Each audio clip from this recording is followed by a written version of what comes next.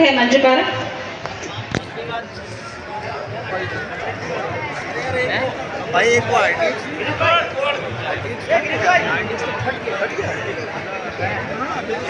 अगले वक्ता आप जोरदार तालियां बजाएं।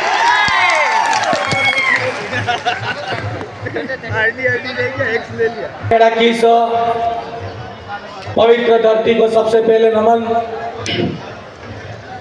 आदिवासी एकता परिषद के बैनर तले पूरे भारत देश के कोने कोने से आए हुए तमाम मेरे आदिवासी युवा, बड़े बुजुर्ग, समाज के प्रमुख वक्तागण, समस्त जनप्रतिनिधि, मेरे युवा साथियों, मेरी माताओं, सबसे पहले मैं पूरी मेरी बागीदोरा विधानसभा की जनता की तरफ से बहुत बहुत धन्यवाद जोहार अर्पित करता हूं। साथियों, आज जो आदिवासी एकता परिषद का यहां पर जो पूरे भारत देश से आदिवासियों का सम्मेलन हो रहा है, यह कोई नई बात नहीं है। प्रतिवर्ष 13, 14, 15 को हम पूरे भारत देश के आदिवासी एक जाजम और एक मंच पर आते हैं। हम सब तमाम साथी पूरे देश के आदिवासी एकता परिषद के इस कार्यक्रम में एक जाजम पर तो आते हैं, लेकिन जब जिस क्षेत्र के अंदर, पूरे देश के अंदर जहां जहां आदिवासी आते हैं, जहां जहां आदिवासी इलाका है,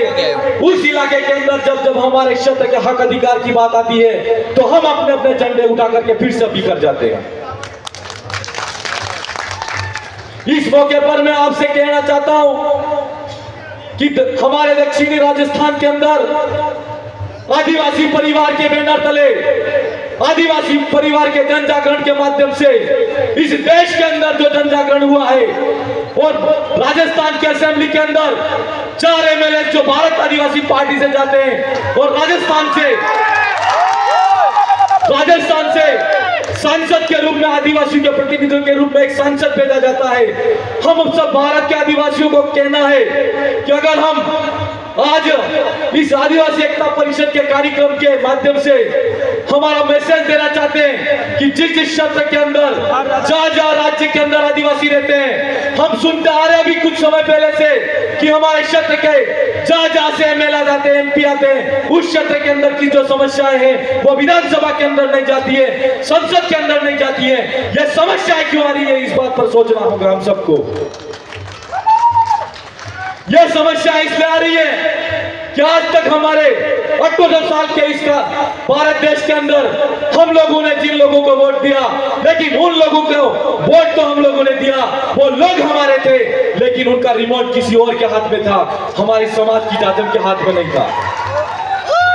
मैं आप सबसे पूछना चाहता हूं कि अगर जिस क्षेत्र से इस देश की लोकतांत्रिक व्यवस्था ने हम सबको, हमारे प्रतिनिधित्व, हमारे हक अधिकार के लिए अगर किसी एमएलए को या एमपी को चुनने का मौका दिया है, तो क्या वो एमएलए एमपी पार्टी के प्रति उत्तरदायी होना चाहिए? क्या उस क्षेत्र के प्रति उत्तरदायी होना चाहिए? क्षेत्र के प्रति उत्तरदायी होना चाहिए। यह व्यवस्था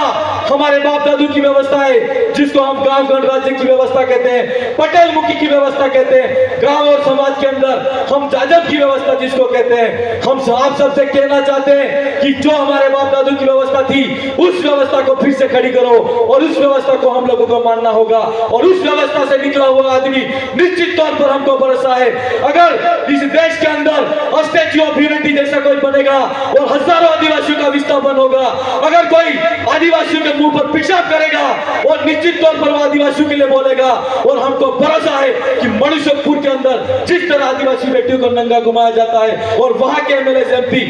वहां पर अपना मुंह चुप करके बैठे रहते हैं, हम आपसे कहना चाहते हैं कि आज 78 साल हो गए इस देश के अंदर आदिवासियों को हमारा कितने हक अधिकार के लिए उन लोगों ने बोला। आज आदिवासियों को शिक्षा अच्छी नहीं मिल रही है, ये कहा जाता है। हम पूछना चाहते हैं सरकारों से कि आज तक जो शिक्षा आदिवासियों को मिलनी चाहिए थी वो शिक्षा नहीं मिली, चिकित्सा के अंदर जो सुविधाएं मिलनी चाहिए थी वो नहीं मिली। आदिवासियों का जो शेड्यूल डिस्ट्रिक्ट एक्ट है उस एक्ट के अंदर 1874 का जो हमारा संवैधानिक अधिकार है, जल जंगल जमीन का आदिवासियों का अधिकार होना चाहिए था, वो अधिकार आज तक नहीं मिला। हम सरकार से भी हमको पूछना चाहिए और हम आपसे कहना चाहते हैं कि आज तक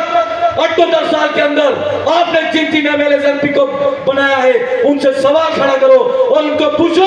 कि विधानसभा के अंदर आप गए तो हमारे लिए क्यों नहीं बोले, एमपी बन के भारत की संसद के अंदर गए तो हमारे लिए क्यों नहीं बोले। पूछना पड़ेगा नहीं पूछना पड़ेगा, ये सवाल है हमारा आपसे। और हम आपसे यह भी कहना चाहते हैं कि आज आदिवासियों का अगर सरकार आजादी का अमृत महोत्सव मना रही है और सरकार ये कह रही है कि इस देश के अंदर विकास हो रहा है, हम सरकार से पूछना चाहते हैं क्या आपने रेलवे बनाई, रेलवे किसकी जमीन पे निकाली, आपने कॉरिडोर निकाले, कॉरिडोर किसकी जमीन पे निकाले। आज हम सरकार से भी कहना है और आप सबको भी सवाल करने का अधिकार और सवाल करना चाहिए कि आदिवासियों का कितना विस्थापन हुआ है इस देश के अंदर और आदिवासियों का जितना विनाश सरकारों ने किया है इतना किसी का नहीं हुआ। इसका मूल कारण ये कि हमने हमारी जाजम व्यवस्था से हमारे एमएलए एमपी को नहीं चुना, हमने हमारे जाजम व्यवस्था से हमारे नेता को नहीं कभी जाजम पर बिठाया, नहीं तो निश्चित तौर पर हमारे एमएलए होते अगर हमारी जाजम से जाते तो हमारी बात करते। हमारा आपसे कहना है कि आज ये लड़ाई फिर से खड़ी करने की जरूरत है। उन्होंने आदिवासी परिवार के आदिवासी एकता परिषद के तमाम कार्यकर्ताओं से कहना चाहता हूं यह 3 दिवसीय कार्यक्रम होता है। इस कार्यक्रम का एक हिस्सा चाहे 3 घंटे का हो 4 घंटे का हो, पूरे देश के जितने एमएलए एमपी हैं उनका भी एक मीटिंग होना चाहिए। इसलिए होना जरूरी है कि आप सबने अपनी असेंबली में जितने लोग आपने विश्वास करके विधानसभा के अंदर भेजा, विश्वास करके आपको संसद के अंदर भेजा, आपने क्या क्या उनके लिए किया यह पूछना पड़ेगा। और इसके लिए आदिवासी एकता परिषद के तमाम कार्यकर्ता टीम को कहना चाहता हूं कि मुझे चिट्ठी आ गई है, लेकिन निश्चित तौर पर मुझे भरोसा है कि आप जिस तरह से दक्षिणी राजस्थान के अंदर एक स्वतंत्र आवाज के रूप में स्वतंत्र रूप से हम लोगों ने हमारे वहां पर कारवा खड़ा किया है, निश्चित तौर पर आगे भरोसा है ये कारवा पूरे देश के अंदर बढ़ेगा। और इस मौके पर एक और बात भी कहना चाहते हैं कि जो दक्षिणी राजस्थान के अंदर हमारे मानगढ़ की पहाड़ी पर सभा के माध्यम से गोविंद गुरु के नेतृत्व में आदिवासियों को मारा गया, वो पूरे उस इलाके की लड़ाई नहीं थी। आज हम जिस बानखेड़ा की धरती महाराष्ट्र से लगा के मध्य प्रदेश, गुजरात और राजस्थान इलाके के अंदर ये पूरे भील प्रदेश की लड़ाई है और इस राज्य की लड़ाई के अंदर गोविंद गुरु का सपना था, उस अधूरे सपने को फिर से हमको पूरा करने के लिए एक साथ में संगठित होना है और भील प्रदेश की लड़ाई को बुलंद करना है। ये हमारा आप सबसे कहना है। साथियों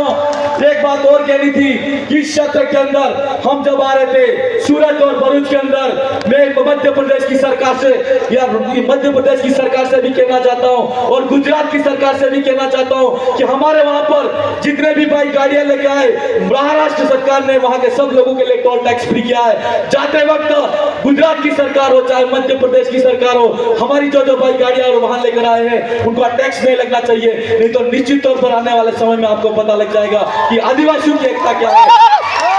मैं आप सब तमाम साथियों ने और मंच ने और आदिवासी एकता परिषद ने हम सबको बुलाया और अल्प समय में मुझे बोलने का मौका दिया। मैं निश्चित तौर पर अगली बार फिर से मिलेंगे और बहुत ज्यादा जितने भी सामाजिक विचार है और उस पर चर्चा करेंगे। बहुत बहुत धन्यवाद आप सबको। जोहार, जय भील प्रदेश, जय आदिवासी, आप सबकी जय।